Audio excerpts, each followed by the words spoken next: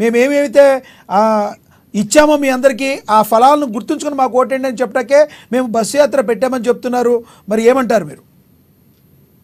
మొదట నరసింహ గారు, మీకు మన అమ్మాటి ప్రేక్షకులకి, వైఎస్ఆర్సీపీ నేత మోహన్ రెడ్డి గారికి, జనసేన నేత సుబ్బారెడ్డి గారికి, అనలిస్టు శ్రీనివాసరావు గారికి నా నమస్కారాలు. టెక్కలోడు తిరునాళ్ళకి వెళ్తే ఎక్కాదిగా సరిపోయిందంట. ఈరోజు రాష్ట్రంలో జగన్మోహన్ రెడ్డి గారు ఏం చేసేవారంటే రక్తాసాలు చూపిస్తున్నాడు. 99% అమలు.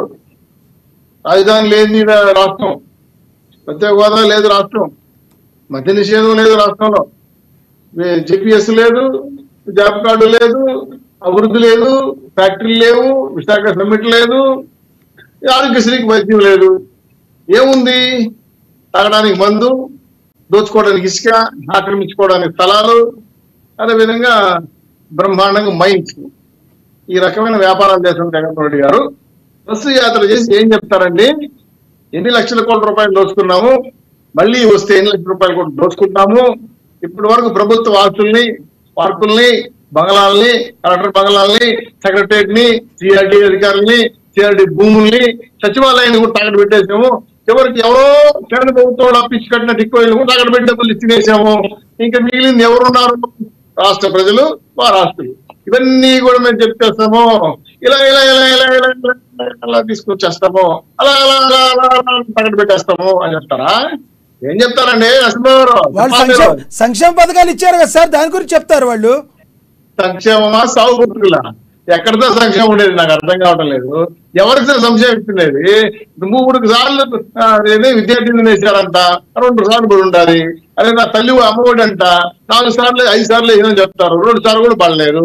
పైగా అనేది అవతాతలకు పింఛను 45 ఏళ్ళకి బీసీలు మైనార్టీ పింఛను ఏడుంది సార్? 5 ఏళ్ళు అయింది సార్, పింఛను కనపడలేదు సార్.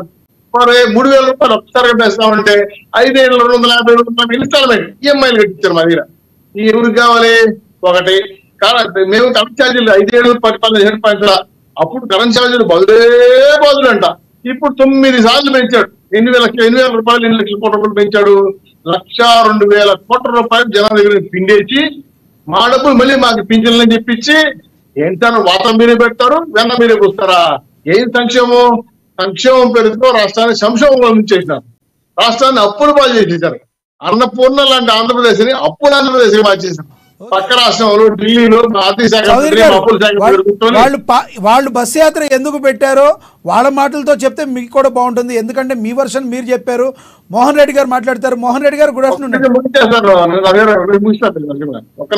చెప్పండి. Janasena, Telugu Desam party, BJP party పుత్రులు గుచ్చుకున్న తర్వాత ఓడిపోతాన బయలులో నుంచి తాడేపల్లి గెస్ట్ కర్మరాలు తీసి బయటికి వస్తున్న జగన్మోహన్ రెడ్డి గారికి రాష్ట్ర ప్రజలు ఒకసారి ఎలా ఉన్నారో చూద్దామని ఆశ కూడా ఉన్నారు. నేను ఇప్పుడు చెప్తున్నా, దమ్ముంటే, ధైర్యం ఉంటే, రాజస్వం పైరసం ఉంటే, అలా పౌరుషం ఉంటే పంచాయతీ చేయమనండి జగన్మోహన్ రెడ్డి గారిని.